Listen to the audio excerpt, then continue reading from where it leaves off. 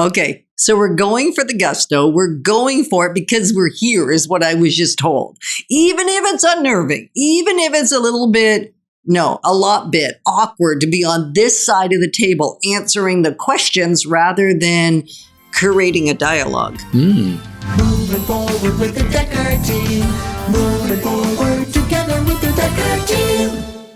And so we're going to continue with Suzan Hart leading the interrogation. Oh, it's not an interrogation. That's what it feels like to me. I can use whatever word I want. Yes, you and could. so we are honored, though, that we still, for over 35 years, we've been able to do this. We've been able to not only help people buy, sell, and invest in real estate, making sound decisions, but really 35 years, we've been able to build some fun, build some faith, build some finances, and even strengthen, heal, and flourish inside relationship. And that's really what this is even evidence of, this crazy show. So we're going to continue to let Suzan all month long, not just on this first week of the month, but all month in May, in one form or another, in the direction that she wants us to go. For you. I mean, it's curated for you by her because she too is a client. She too is a listener.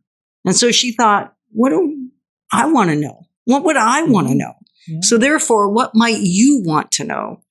So let's continue the discovery. Well, I want to put that in context because one of the beautiful things is I get to sit down with you guys for hours and we have the most provocative, interesting conversations where we stretch, we learn, we grow.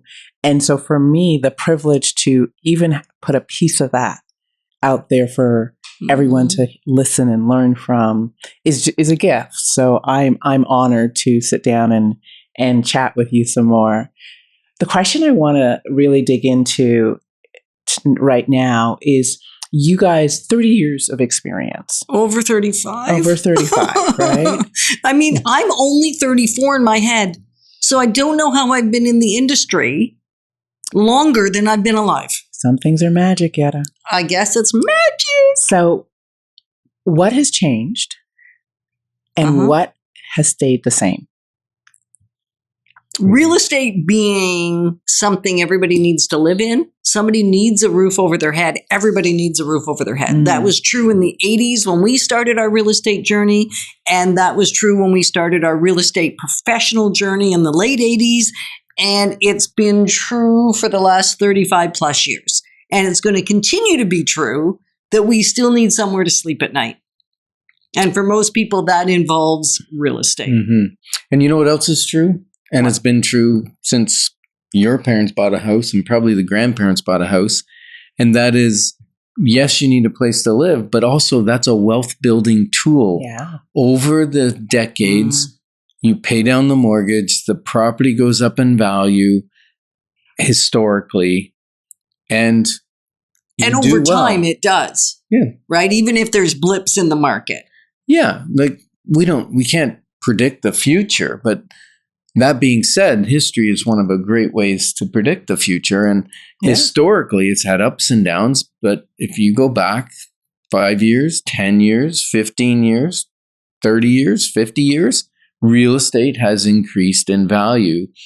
And you've paid down your own mortgage instead of paying someone else's mortgage down when you're renting.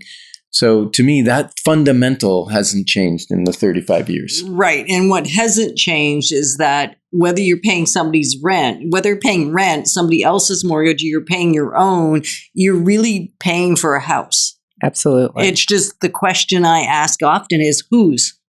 You know, it brings me back to the opening show where you said we are all in real estate.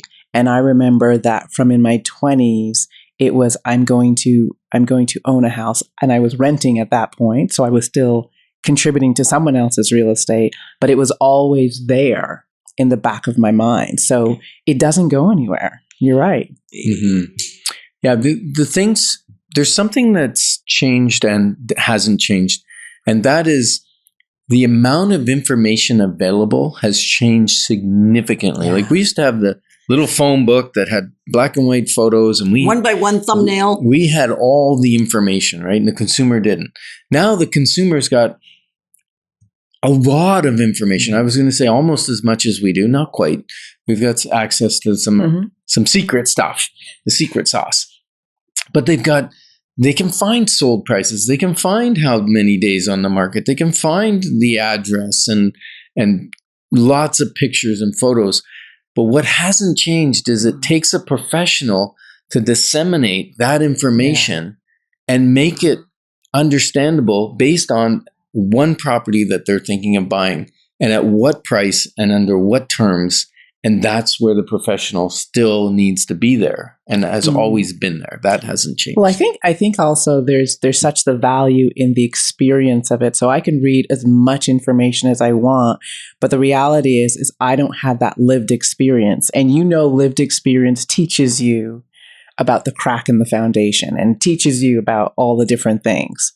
So that is going to be a constant. I will not, as a consumer who's bought a home, 2 homes, have that experience. 10 homes. It doesn't even matter if you've had 20 homes.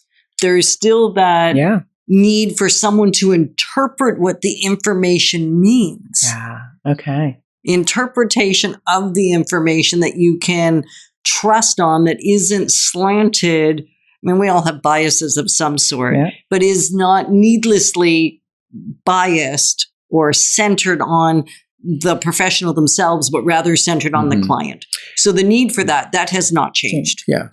And the other thing that hasn't changed is a buying decision is an emotional decision. Oh, yes. There is emotion behind that. I don't care how much information you're getting. It takes emotion to make the decision to buy act. Or to sell. Right. It takes a different layer of understanding of what's behind that. And that's one of the things that hasn't changed is we spend a lot of time understanding our client, their goals, their wishes, their values, so that we can align our guidance to that. I've lived that with you.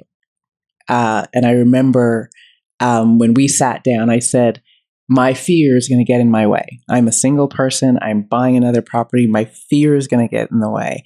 And you guys were very present to that. So I would get those gentle nudges, and I would actually notice, particularly with you, Ken, your tone would change just a little bit because it was you were navigating my fear without pushing me. And that was just a beautiful experience. So yeah, it's a very emotional. And another eye or someone with experience just helps you move through that for sure. The other thing that's changed is technology. Like the way we market a property has significantly changed. We used to be able to show you, here's the print ad we did, and here's this, and here's the brochure, and here's that. And it's now 99.9% electronic. Yeah. And it's how the SEO works and how the different things are working and how many websites we can get your property out on. And it's much harder to show you that we're actually doing something behind the scenes. So that's changed. And how does that engage? Like, I know one of your values is connection. How does that change that?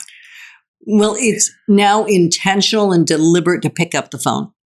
Yeah. It's like the phone is not our enemy. The phone is our friend. And so there's more coordination to have the phone call and make it happen. Yeah. So we're glad that you've joined us on Life's Inside Track, because when we move forward together, we've got this. Moving forward with the Dekker team. Moving forward